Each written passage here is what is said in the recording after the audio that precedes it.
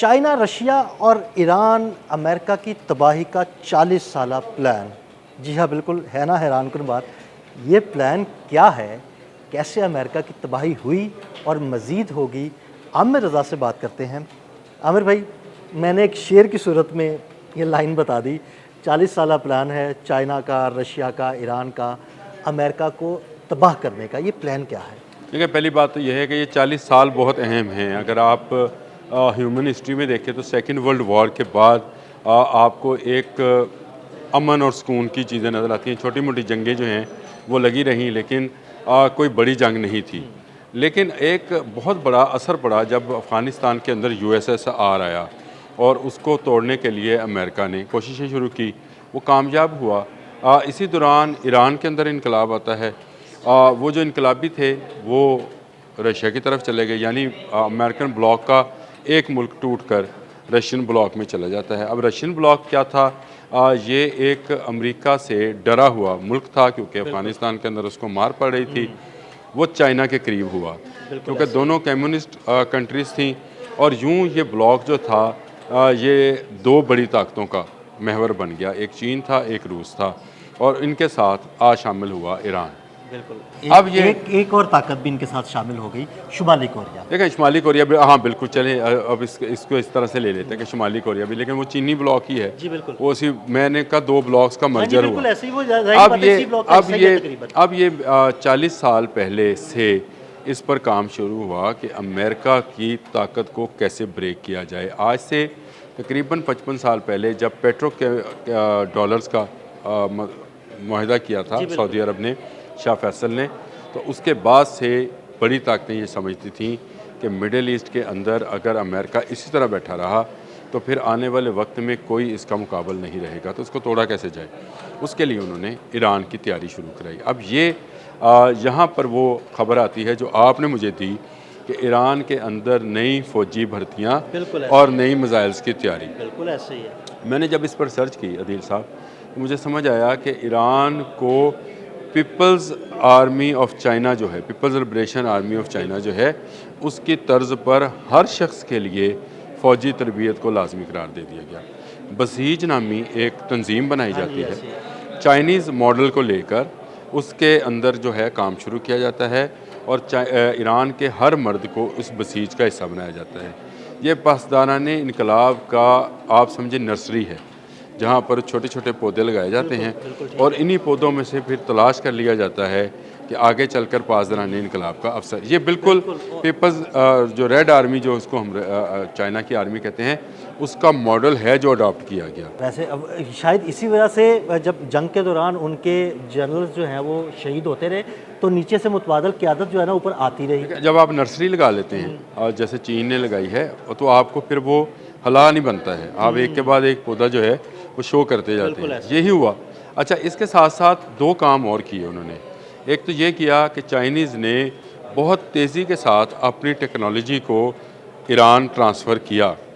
यह टेक्नोलॉजी जो थी मिसाइल टेक्नोलॉजी थी, और ये मिसाइल टेक्नोलॉजी थी हमला करने की, सही दिफा की नहीं थी, अटैकिंग थी, जिसमें फिर ईरान ने इसमें आगे चलकर अपना खैबर शिकन बनाया, नसर बनाया। इसने और बहुत सारे मिसाइल जो हैं, ये असल में ये कोई DF-80 है, कोई DF-8 है, कोई ये सारे जो हैं चाइनीज़ ही टेक्नोलॉजी है, जिसको उसने ईरानी ट्रांसफ़र किया, और उसके रिवर्स इंजीनियरिंग जो है ये भी इन्होंने जारी रखी, मुख्तलिफ़ मिसाइल्स की, मुख्तलिफ़ चीज़ों की। और चाइना ने इनको पूरी की पूरी फैक्ट्रीज़ जो हैं ये लगा कर दी। ये 90s का अशरा था, जब चाइना अपनी टेक्नोलॉजी जो था खामोशी के साथ ईरान ट्रांसफ़र कर रहा था। ये बेच नहीं रहा था, ट्रांसफ़र कर रहा था। मैं आपसे दोबारा बात करता हूँ इस पर, क्योंकि इसके बदले में ईरान उसको सस्ता तेल फराहम कर रहा था ब्लैक मार्केट के ज़रिए। इसलिए ये ट्रांसफरेशन जो थी, अगर तेल की ट्रांसफ़र जो थी वो ब्लैक मार्केट में थी, तो टेक्नोलॉजी भी ब्लैक मार्केट के ज़रिए ही पहुंच रही थी। वैसे कैसी बात है कि ईरान को, चाइना को, रशिया को और शुमाली कोरिया को, इन चारों ममालिक को अंदाज़ा था कि एक ना एक दिन अमेरिका अपना मुंह खोलकर इस खित्ते में ज़रूर आएगा और हम उसको ऐसे शिकस्त। अच्छा नहीं, अच्छा सुन, अब ये बात थी आपने बिल्कुल ठीक कही। इसके बाद आती है रशिया की बारी। अब रशिया ने ये किया कि उन्होंने ईरानी एयर फोर्स जो है उसको ट्रेन करना शुरू किया। रशियन पायलट्स जो थे वो बाकायदा आना शुरू हुए। रशिया ने ही एटमी टेक्नोलॉजी के हवाले से साइंटिस्ट जो थे वो पहुंचाना शुरू किए और इसी तरह एक कोलैबोरेशन जो है इनकी हो गई। मैं आगे चलता मैं इसलिए चल रहा हूँ कि लोगों को भी समझ आनी चाहिए कि ये हुआ क्या है अमेरिका के साथ। अगर अमेरिका को मार पड़ रही है तो ये क्या हुआ क्या था। आहिस्ता आहिस्ता ये जो तावन था ये आ गया कि ईरान की जो एयर डिफेंस सिस्टम है वो रशिया चलाएगा और जो मिसाइल हमला करने के हैं वो चाइना टेक्नोलॉजी फराहम करेगा और जो कम्युनिकेशन सिस्टम्स है वो चाइना का बाइडू फराहम करेगा। और ये अभी चल रहा था। इसके बाद इनको एहसास हुआ कि अब दुनिया का सेंटर पॉइंट जो कि मिडल ईस्ट है ये पूरी दुनिया की ताकत का महवर और एंड तक रहना है। ये याद रखें, ये क़यामत से पहले भी सारी जंगें इसी एरियाज़ में होनी है। तो सारों का फोकस पॉइंट जो था वो यही एरिया था जो आपने कहा ना कि ये कितनी देर से तैयारी कर रहे थे। 2019 में ऐसी रिपोर्ट सामने आई जो चाइनीज़ ने निकाली कि अमेरिका मुस्तकिल तौर पर आना चाहता है मिडल ईस्ट के अंदर और ये एक्सपेंड करना चाह रहा है इज़राइल को और ये सपोर्ट करेगा और किसी वक्त भी ये हमलावर हो जाएगा और हमलावर होगा खलीज फ़ारस में ईरान के ज़रिए। फौरी तौर पर एक इतिहाद बनता है। ये बड़ी स्टोरी है। मैं तो हैरान था, आपने तो मुझे क्लू और ख़बर दी थी। मैं जब इसको पढ़ने लगा तो मुझे मेरे लिए बड़ा ही हैरानकुन चीज़ें इसमें सामने आई। उन्होंने 2019 में ईरान, रूस और चीन ने मिलकर जो है एक मुश्तरका मशकों का किया और ये मशकें जो थी ये थी नेवल मशकें। बिल्कुल। और इनमें जो असल चीज़ थी वो ये थी कि बड़े जहाज़ों को हदफ कैसे बनाया जाना है। यानी ये नेवी की मशकें तो थी ही लेकिन इसमें उसकी कैपेसिटी और कैपेबिलिटी को, ईरान की कैपेसिटी और कैपेबिलिटी को पासदारान इनकलाब के नेवल जो कोर है उसको किस तरह से ट्रेन करना था।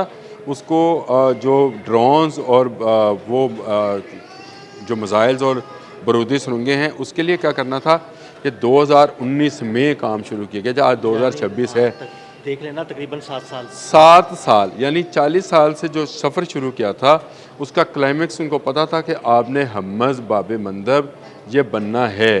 लिहाजा उन्होंने सबसे ज़्यादा जो कोशिश की वो इसी में की कि ईरान के पानियों को गल्फ़ के मशरक़ में जो मौजूद पानी है जिसको आपने हमज़ कहते हैं, खलीज फ़ारस हम भी लोग कहते हैं, उसको कैसे ईरान के लिए महफूज। ये जो अभी तक अमेरिका उसके अंदर अपना जहाज़ दाखिल नहीं ना कर पाया उसकी बड़ी वजह ये 3 मुल्कों का तावन था। अब आराम से चीन अपने घर बैठा है, रशिया यूक्रेन के साथ वॉर में है लेकिन ईरान अमेरिका के हाथ में नहीं आ रहा। अब आप अंदाज़ा कीजिए कि ये 40 साला प्लान जो है ये अपने क्लाइमेक्स तक आते आते इसने क्या सूरत हाल इख्तियार की। मुसाद की वो जो रिपोर्ट जिसके बारे में बड़ी शोहरत है तो उसने कहा था कि 4 दिन लगेंगे।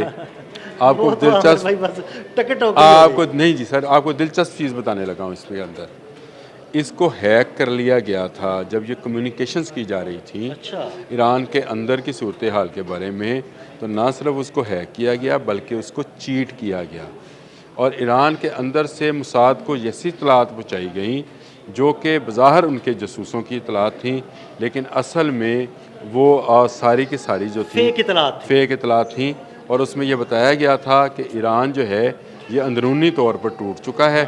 अब इसको एक बरूनी हमले की ज़रूरत है। बस एक हमला करें ये टूट जाएगा। ये वो 40 साला प्लान का वो क्लाइमेक्स और 2019 से शुरू होने वाली वो नेवल मशकें उसका अंजाम अमेरिका का यहाँ लिखा जा चुका था।